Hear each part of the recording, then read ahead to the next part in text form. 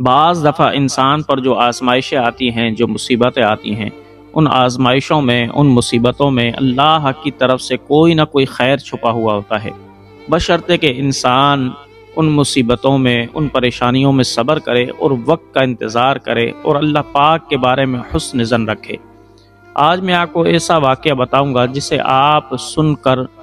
عبرت بھی حاصل کریں گے، آپ کا ایمان بھی تازہ ہو جائے گا اور آپ اللہ پاک کے بارے میں حسن ظن بھی رکھنے لگ جائیں گے۔ کہا جاتا ہے کہ ایک بادشاہ کی لڑکی تھی جو آنکھوں سے اندھی تھی، منہ سے گونگی تھی، کانوں سے بہری تھی اور جسم سے اپاہج تھی، چل بھی نہیں سکتی تھی۔ اور وہ بادشاہ تھا تو بہت غصے والا، لیکن نیک پرور بادشاہ تھا۔ اس بادشاہ کے علاقے کے اندر ایک رئیس، امیر کبیر آدمی رہا کرتا تھا، اور اسی علاقے کے اندر ایک عبادت گزار تھا جو اللہ پاک کی ہمہ وقت عبادت کے اندر مصروف رہتا اور اللہ رب ذوالجلال سے ہی دعا مانگتا، اللہ رب ذوالجلال سے ہی دنیا کی ہر چیزیں مانگتا،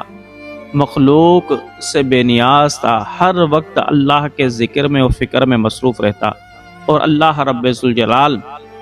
کی عبادت میں ایسا مصروف رہتا کہ دن کو روزے رکھتا اور رات کو قیام کرتا اور پوری رات قیام کے اندر گزار دیتا۔ تو اس بادشاہ کے زمانے میں اس امیر زادے کی چوری ہو گئی۔ جب چوری ہو گئی تو الزام اس عبادت گزار نوجوان پر لگ گیا۔ بادشاہ کے سپاہی اس نوجوان کو اٹھا کر بادشاہ کے دربار کے اندر لے کر آ گئے، لیکن نوجوان کے چہرے پر کوئی شکر نہیں تھی، کوئی پریشانی نہیں تھی، اور اس نے اللہ رب ذوالجلال کی بارگاہ میں شکوہ بھی نہیں کیا کہ اے بار الہ، میں تو اپنے گھر کے اندر عبادت کرتا رہا ہوں، یا اللہ یہ مجھ پر چوری کا الزام کیسے لگ گیا؟ بلکہ اطمینان اور سکون سے وہ بادشاہ کے دربار میں کھڑا رہا۔ جیسے ہی بادشاہ آیا، وہ اللہ رب ذوالجلال کی بارگاہ میں سجدہ ریز ہو گیا، اور وہ نوجوان سجدہ ریز ہو کر اللہ پاک کی بارگاہ میں عرض کرنے لگا، اے بار الہ،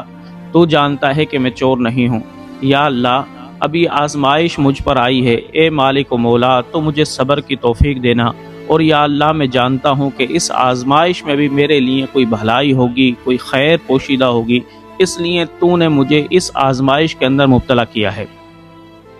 اب سپاہی بھی تیار تھے کہ بادشاہ ایک حکم دے گا اور اس کی گردن کو اڑا دیا جائے گا۔ بادشاہ محل کے اندر آ گیا اور اس نے نوجوان کو دیکھا کہ وہ سجدے میں گرا پڑا ہے،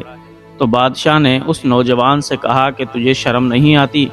کہ میں نے تو سنا ہے کہ تو دن کو روزہ رکھتا ہے، رات کو عبادت کرتا ہے، لیکن پھر بھی تو چوری کرتا ہے اور اللہ رب ذوالجلال کی مخلوق کو ستاتا ہے۔ لیکن اس نوجوان نے کچھ نہ بولا۔ اب جلاد تیار ہو چکے تھے، تلواریں ان کے ہاتھ میں تھیں کہ بادشاہ جیسے ہی اشارہ کرے گا ہم اس کا سر تن سے جدا کر دیں گے، یا بادشاہ اگر اشارہ کرے گا تو ہم اس کے ہاتھوں کو کاٹ دیں گے۔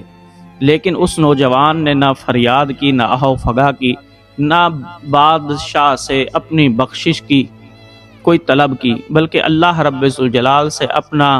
رابطہ بحال رکھا اور اللہ رب ذوالجلال کا ذکر اپنی زبان سے کرتا رہا۔ جب بادشاہ نے اس نوجوان کی یہ کیفیت دیکھی اور چہرے کا یہ اطمینان دیکھا، تو بادشاہ نے حکم دیا کہ اے چور، اگر تو اپنی سزا سے بچنا چاہتا ہے اور یہ چاہتا ہے کہ میں تیرا سر نہ مانوں، تو پھر تجھے میری ایک شرط پر عمل کرنا ہوگا۔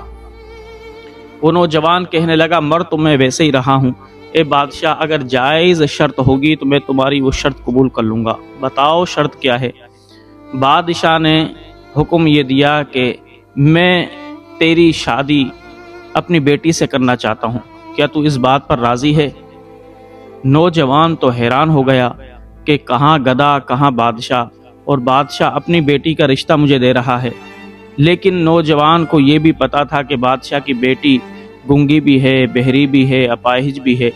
لیکن نوجوان کہنے لگا شاید اس آزمائش کے اندر بھی اللہ رب ذوالجلال کی طرف سے بھلائی ہوگی، کیونکہ مرنے تو میں ویسے ہی لگا ہوں، چلو بادشاہ کی بیٹی سے میں شادی کر لیتا ہوں۔ وہ نوجوان کہنے لگا، اے بادشاہ شاید کہ اللہ کی بھی اس میں بہتری ہو اور اللہ رب ذوالجلال کی اسی میں رضا ہو کہ میں کسی اپاہج کی، معذور کی خدمت کروں، چلو اے بادشاہ میں راضی ہوں۔ بادشاہ نے کہا کہ جاؤ فلاں فلاں دن بارات لے کر آ جانا۔ اب وہ چور چلا گیا، اب سپاہی بھی بادشاہ کے فیصلے پر حیران، وہ ذرا بھی حیران، سارے دربار کے لوگ حیران کہ بادشاہ نے یہ کیسا فیصلہ دیا، اور وہ افسوس بھی کرنے لگے کہ اس نوجوان کو مار دیا جاتا تو بہتر رہتا۔ اب ساری زندگی اپاہج لڑکی کی خدمت کرتے ہوئے اس نوجوان کی گزرے گی، لیکن نوجوان مطمئن، اس کا چہرے پر اطمینان، وہ اللہ رب ذوالجلال کی ہر مصیبت پر، ہر پریشانی پر راضی تھا۔ شادی کا مقررہ دن آ گیا۔ اب وہ لڑکا جو چور تھا وہ بارات لے کر آیا اور اپنی بیوی کو رخصت کر کر لے گیا۔ جب وہ کمرے کے اندر داخل ہوا تو جیسے ہی اس نے اپنی بیوی کا گھونگھٹ اٹھایا تو کیا دیکھتا ہے کہ ایک حسین و جمیل بیوی موجود ہے، اور اس نے جیسے ہی اپنے شوہر نامدار کو دیکھا اس کے ہاتھوں کو چوما اور چوم کر اس کو سلام بھی کیا۔ اب وہ عبادت گزار نوجوان بڑا حیران ہوا کہ بادشاہ نے کہیں دوسری لڑکی تو مجھے نہیں دے دی، کیونکہ بادشاہ نے تو مجھ سے کہا تھا کہ وہ اپاہج بھی ہے، وہ گنگی بھی ہے، وہ بہری بھی ہے، اور یہ تو بول بھی رہی ہے، سن بھی رہی ہے، اس نے میرے ہاتھوں کو بھی چوما ہے، یہ تو کوئی اپاہج نہیں ہے۔ وہ گھبرا کر کمرے سے باہر نکل گیا، دوبارہ بادشاہ کے دربار کی طرف دوڑا اور بادشاہ کے دربار میں آیا اور بادشاہ سے کہنے لگا، اے بادشاہ سلامت، جان کی امان پاؤں تو میں آپ سے دو باتیں پوچھنا چاہتا ہوں۔ بادشاہ نے کہا کہ ضرور پوچھو۔ وہ نوجوان کہنے لگا کہ اے بادشاہ، آپ نے تو مجھ سے کہا تھا اور میں نے تو یہ سن رکھا تھا کہ آپ کی بیٹی گنگی بھی ہے، بہری بھی ہے، اندھی بھی ہے، اپاہج بھی ہے، لیکن آپ نے تو جس لڑکی سے میری شادی کرائی ہے وہ تو سنتی بھی ہے، دیکھتی بھی ہے، بولتی بھی ہے۔ اے بادشاہ، کہیں دوسری لڑکی سے تو آپ نے میری شادی نہیں کرا دی؟ تو بادشاہ رو کر کہنے لگا، نہیں نہیں اے نوجوان، میں نے تیری شادی اپنی بیٹی سے کرائی ہے۔ میری بیٹی کے جو بارے میں یہ مشہور تھا کہ وہ دیکھتی نہیں، ہاں اس نے زندگی بھر اپنے گھر والوں کے علاوہ کسی غیر محرم کو نہیں دیکھا، اس لیے اس کے بارے میں مشہور تھا کہ وہ اندھی ہے۔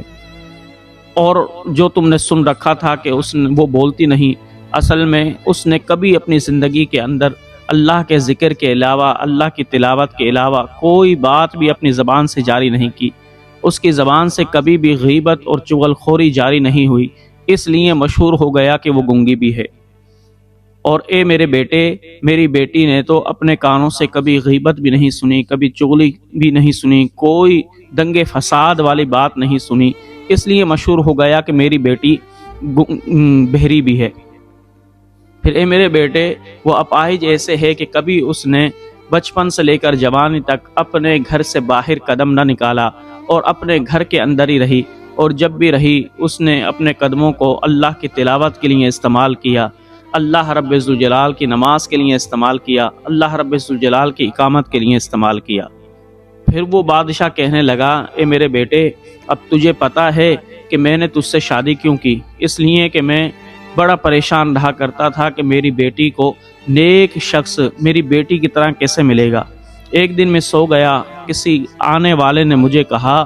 کہ اے انسان، اے بادشاہ، تو اپنی بیٹی کے بارے میں پریشان نہ ہو، بلکہ صبح کو جو چور تیرے دربار میں سب سے پہلے آئے تو اس سے اپنی بیٹی کی شادی کرا دینا۔